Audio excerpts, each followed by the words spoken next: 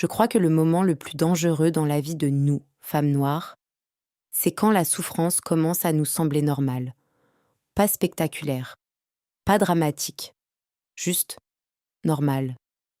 Tu sais, quand tu souris alors que tu es vide, quand tu dis «ça va» avec un corps qui supplie qu'on l'écoute, quand tu continues d'aider tout le monde alors qu'au fond, tu rêves juste que quelqu'un te demande si toi tu tiens encore debout.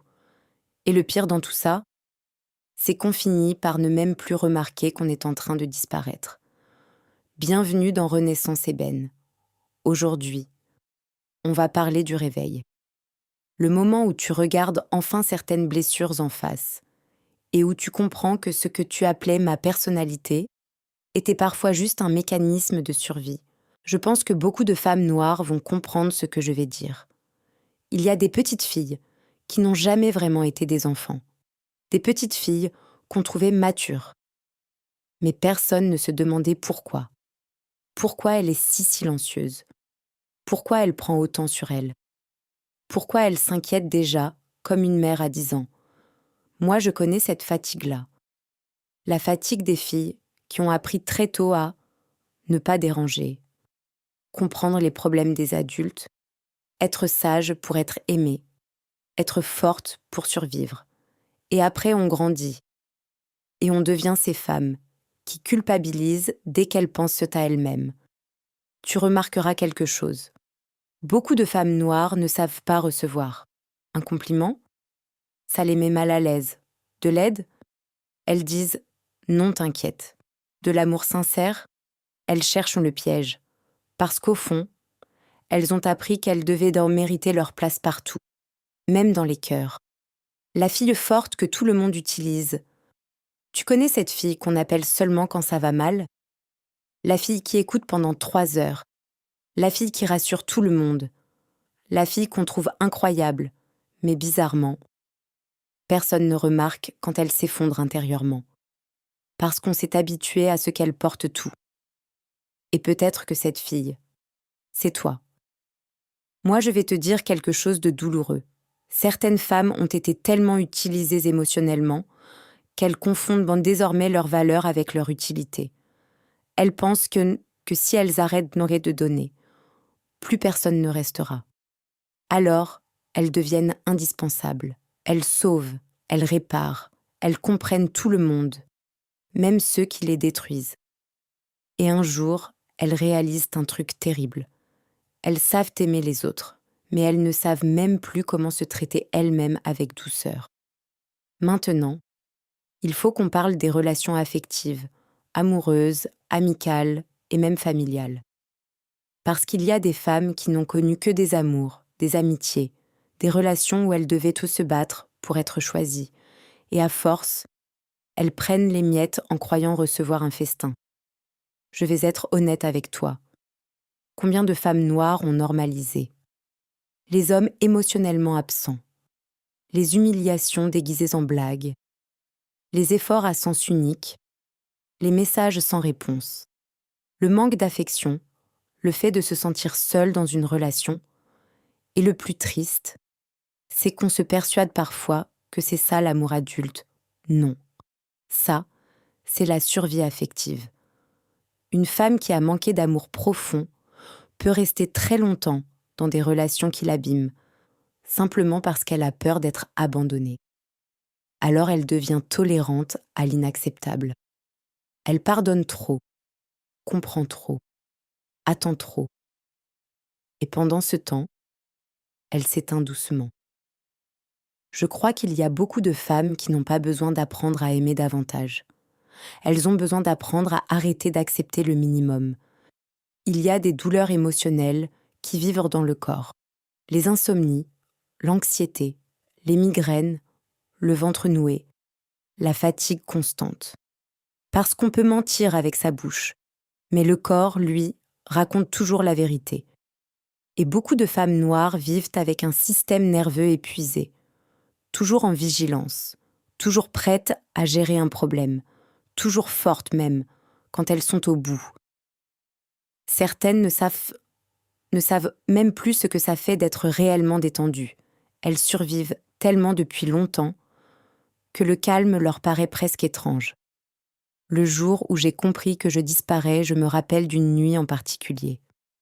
Une de ces nuits où tout est silencieux, mais où ton esprit, lui, fait un bruit impossible. J'étais fatiguée. Pas juste fatiguée physiquement, fatiguée dans l'âme. Et pourtant, ce jour-là encore, j'avais été la femme forte. J'avais répondu aux messages de tout le monde, écouté les problèmes des autres, rassuré, conseillé, porté. J'avais même ri. Tu sais, ce rire automatique, celui qui sort alors qu'à l'intérieur, il n'y a plus rien. Et je me souviens être rentrée chez moi, avoir fermé la porte et m'être regardée dans le miroir. Longtemps. Et je ne sais pas comment expliquer ça, mais j'ai eu l'impression de regarder quelqu'un que je connaissais à peine, comme si j'étais devenue une fonction, un rôle, une machine émotionnelle, mais plus une femme vivante. Je me rappelle m'être dit, si je disparais demain, est-ce que quelqu'un saura à quel point j'étais fatiguée? Parce que les femmes comme nous, on cache tellement bien notre douleur. On devient élégante dans la souffrance. Et ce soir-là, j'ai pleuré d'une manière différente. Pas le genre de pleurs dramatiques, non. Les pleurs silencieux des femmes épuisées d'être fortes. Je crois que c'est ce soir-là que quelque chose s'est cassé en moi, ou peut-être réveillé. Parce que pour la première fois, je me suis demandé pourquoi est-ce que je trouve normal d'être aimée seulement quand je donne quelque chose? Pourquoi je me sens coupable quand je me repose? Pourquoi je me vide pour des gens qui ne remplissent jamais mon cœur? Pourquoi je traite ma douleur comme un détail secondaire? Et là, j'ai compris quelque chose de terrible. J'avais passé tellement d'années à survivre que je ne savais même plus ce que ça voulait dire vivre. Je normalisais les relations qui me rendaient anxieuse, l'épuisement constant, le manque d'amour, le fait de toujours devoir être forte. Comme si souffrir était devenu mon état naturel.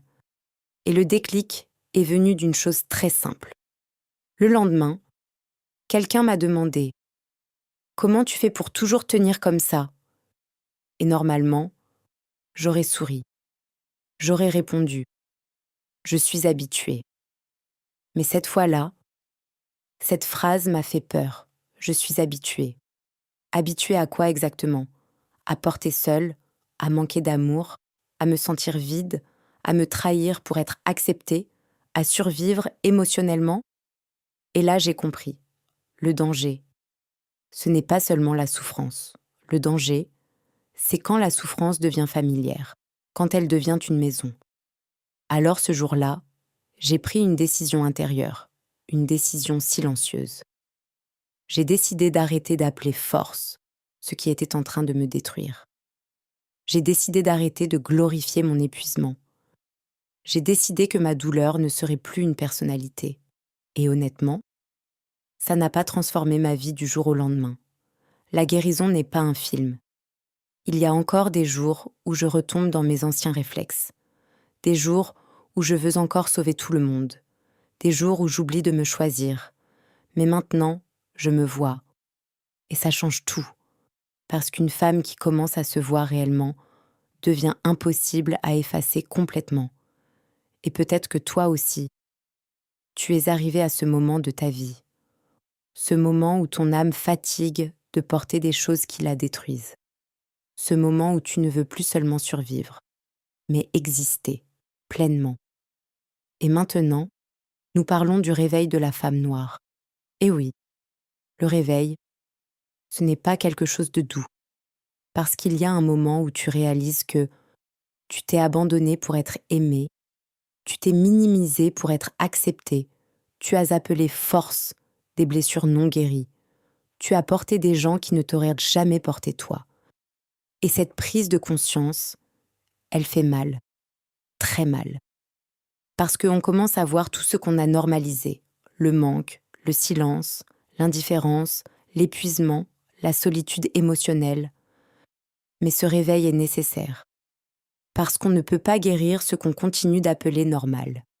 Et puis un jour, une femme fatiguée de survivre commence doucement à revenir à elle-même. Elle dit non sans culpabiliser. Elle arrête de courir derrière les gens. Elle écoute enfin sa fatigue. Elle cesse de romantiser la souffrance. Et surtout, elle comprend qu'être forte n'était jamais censé être toute son identité. Elle avait aussi le droit d'être aimée correctement, d'être protégée, d'être fragile, d'être reposée, d'être douce sans avoir peur. Et ça, c'est le début de la renaissance. Avant de partir, je veux que tu retiennes une chose simple. Une femme ne s'efface pas d'un coup, elle s'efface par étapes. 1. Elle s'adapte trop tôt. Elle devient forte, avant même d'avoir eu le droit d'être une enfant. 2. Elle normalise l'épuisement. Elle croit que tout le monde vit comme ça. Alors elle continue, en silence. 3. Elle s'oublie dans les autres. Elle donne, elle porte, elle écoute, jusqu'à ne plus savoir ce qu'elle ressent elle-même. 4. Elle accepte le minimum en amour, parce qu'elle pense ne pas mériter plus que ce qu'elle reçoit déjà. 5. Elle appelle ça la vie. Alors que c'est juste la survie devenue habitude et le réveil commence exactement ici, le jour où tu vois ces étapes et que tu refuses de continuer à les appeler normales.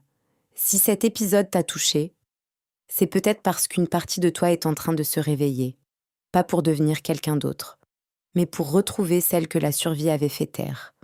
Et peut-être que pour la première fois, tu vas arrêter d'appeler normal ce qui détruisait lentement ton âme. Merci d'être là. Merci d'écouter avec le cœur. Et surtout, prends soin de la femme en toi que tout le monde a applaudi pour sa force, mais que très peu ont réellement protégée. À bientôt dans Renaissance Ébène.